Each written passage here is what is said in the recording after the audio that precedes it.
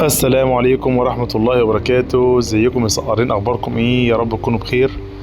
جماعة انا عندي سؤال محيرني بقاله فترة.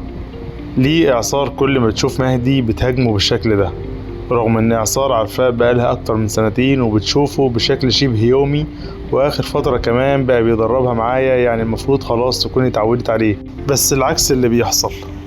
في كذا احتمال انا بفكر فيهم. الاول ممكن يكون ده جزء من طبيعتها كانت ستيب، يعني مهما اتعودت على شخص في دايما مساحة تحافظ فيها على شخصيتها وسيطرتها. او ممكن يكون عندها نوع من الغيرة او التنافس، بتحس ان مهدي دخل في مساحتها الخاصة. وفي احتمال تالت ان الموضوع كله مجرد اختبار منها لإثبات قوتها قدامه كل مرة. بس بصراحة مهما حاولت افسر لسه مش لاقي اجابة نهائية، وعشان كده انا مستني اسمع رأيكم انتم. وبرضه انا جبت لكم الفيديو ده علشان تشوفوا محاولة تانية منها للهجوم عليه. فيا ريت تقولوا لي ايه تفسيركم لسلوك اعصار مع مهدي، وهل تعتقدوا ان ده هيتغير مع الوقت ولا هيفضل مستمر؟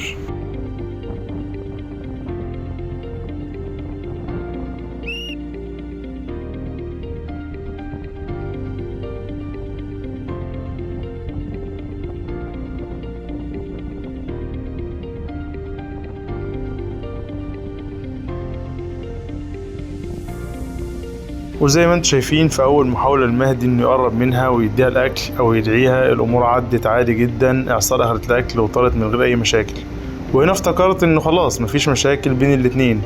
لكن تاني محاولة الموضوع اتغير تماما. المرة دي معدتش بسلام، واعصار قررت تهاجم مهدي بشكل واضح وكأنها فجأة اعلنت الحرب. فتعالوا نشوف كده اعصار هتعمل ايه في تاني محاولة للدعوة.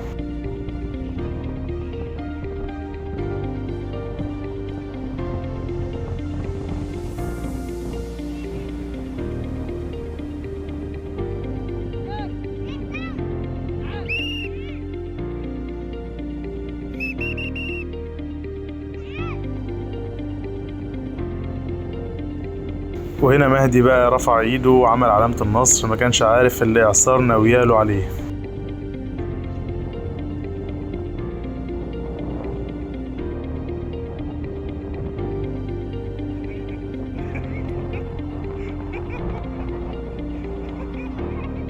وزي ما شفتوا كده، بعد ما اعصار خدت الاكل بدأت تضرب مهدي في كتفه برجليها بقوة جدا، لحد ما في الاخر مهدي اضطر يهرب من تحتها.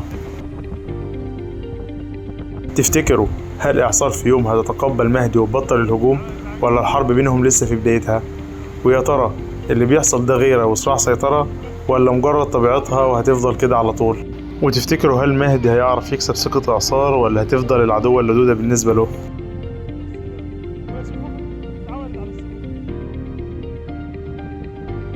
مستني اجاباتكم على كل الاسئلة دي في التعليقات، وموسم خير علينا جميعا، والسلام عليكم ورحمة الله وبركاته.